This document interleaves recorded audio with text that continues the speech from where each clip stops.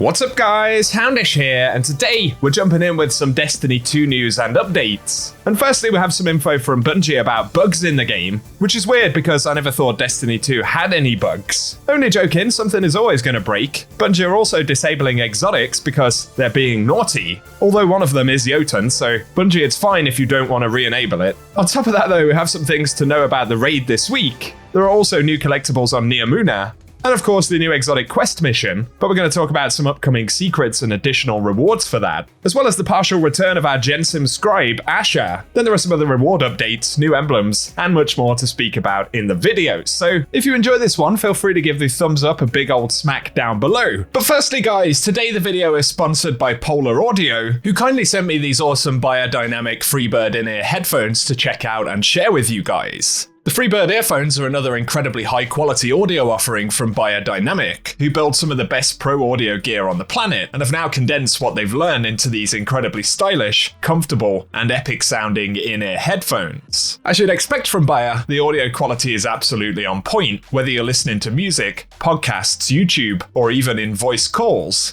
They feature advanced acoustic noise cancelling for ultimate immersion, as well as a transparency mode if you also want to hear the world around you. But additionally, the built-in microphone is also very high quality, with Qualcomm technology which helps keep your voice crisp, clear, and well-rounded on phone calls or chats instead of sounding like you're using a cheap headset. But they also have up to 11 hours of battery life on a single charge, 8 varied ear tips for the perfect fit, and they're compatible with Bluetooth, Alexa, Google Fast Pair, and all major mobile devices. Plus they come with a dedicated mobile app which unlocks sound personalization options, a gaming mode, and advanced touch control presets to set the earphones up however you want. Even better though, Polar have an epic giveaway planned, and if you purchase a pair of these earphones, you'll get a free digital copy of Destiny 2 Lightfall, the huge 2023 expansion which is available right now. And yes, you guys heard me correctly, it's totally free, which is an absolutely epic deal. So be sure to check out these awesome earphones on the Polar store, which is linked below, and thanks to Polar Audio for sponsoring the video today. Now though, let's get into the Destiny stuff, and initially Bungie Help said, we're investigating Nimbus's weekly bounty, the Vex incursion countermeasures not resetting for some players at the weekly reset. Seems a bit hit and miss as to whether this one resets. Mine did reset, fortunately. But the annoying thing is that you need to complete that bounty before you can run the partition mission. And so some players are locked out. We'll have to see what Bungie does about that. But additionally, they say, due to an issue where the Winterbite exotic glaive can deal more damage than intended, it has been disabled in all raids, dungeons, and Gambit. That's unfortunate. They also said due to another issue, they've disabled the Jotun exotic fusion rifle in all raids and dungeons, and it continues to be disabled in all Crucible modes. There's another one here though where they're investigating a problem where players can unintentionally skip the ending mission cinematic for Defiant Battlegrounds EDZ. This is a cinematic we're actually supposed to get in week 1 of the season. I never even knew it was a thing because mine got skipped as well. And they say to avoid the issue, let the mission end and the commendations timer reach 0, and do not return to orbit or launch another activity until the cinematic plays. And if you were unable to see it, apparently it can still be viewed by completing Defiant Battleground EDZ, either from the direct launch node in EDZ or from the playlist in the Helm. But again, when the mission's finished, don't go to orbit or launch another activity. We got a new battleground on the Cosmodrome this week as well. The story quest for the week was not very eventful really, but the battleground itself is actually pretty awesome and quite varied compared to what we saw with the first one on EDZ. So that's certainly pretty cool. Another quick shout right here, but on Neomuna, we have some new Nimbus action figures to collect. And so one of them this week is in Zephyr Concourse, and the other is in Mayor's Retreat. Looks like we'll get 2 of them each week. And so if you want to collect those, I'll link a video from Time Sausages down below that has the locations for week 2.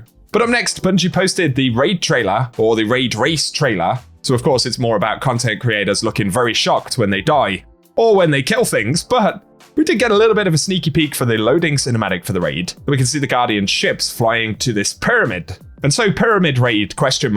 We will at least be going there for some of the raid. And on top of this, players can earn 2 free emblems by watching the Root of Nightmares race on Twitch. So these are going to be Twitch drops, and that means you need to have your Bungie account linked to your Twitch account. Destiny Bulletin shared these, but there's particle acceleration, and you can unlock this by watching the race for 2 hours during contest mode. And there's another one called Dear Metallics to watch Twitch Rivals and the Lightfall World First race for 2 hours on that specific platform. So I'll link extra details about those down below if you want to unlock them. Also at this weekly reset though, we got the Excalibur exotic glaive, and it's a really fun weapon if you ask me. And shielding against damage with the glaive gives us an overshield. Then when the overshield is up, the melee damage is buffed, I believe it's by 20%, but continuing to make kills will refresh that overshield. And it can also grant the overshield to allies, so I think it's a pretty fun glaive personally. And on top of this, exotic catalysts are available, so the first one this week is a movable refit, and that grants a movable object. Of course, this is a crafting exotic, and there's a quest thread after the main quest to get kills with the glaive. Once that's done, we can run the mission on Legend to get the first catalyst.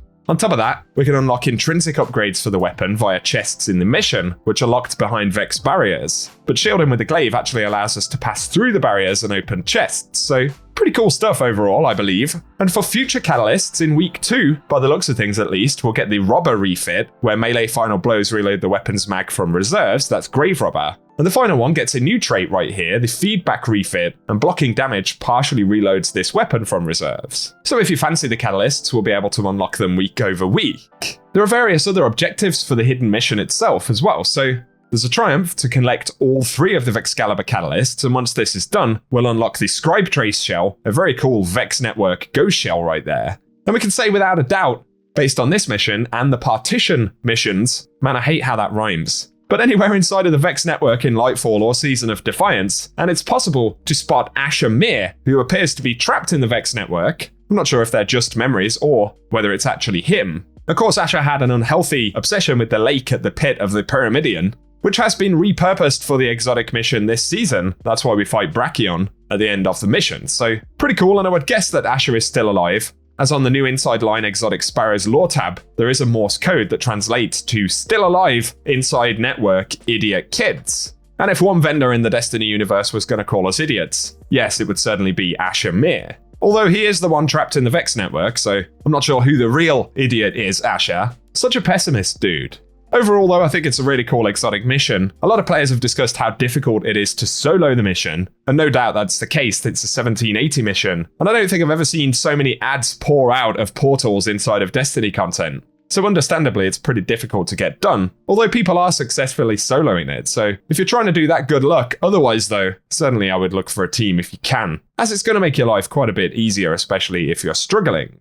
For today though guys, that is everything we have to speak about in this news update. So as always, I hope you've enjoyed this one, and if you have, a rating down below really does help us out on the channel. Also feel free to get subscribed and hit the notification bell down below so I can keep you up to date with everything related to the game. But otherwise, for now, thank you for tuning in, and I hope you guys have an awesome day.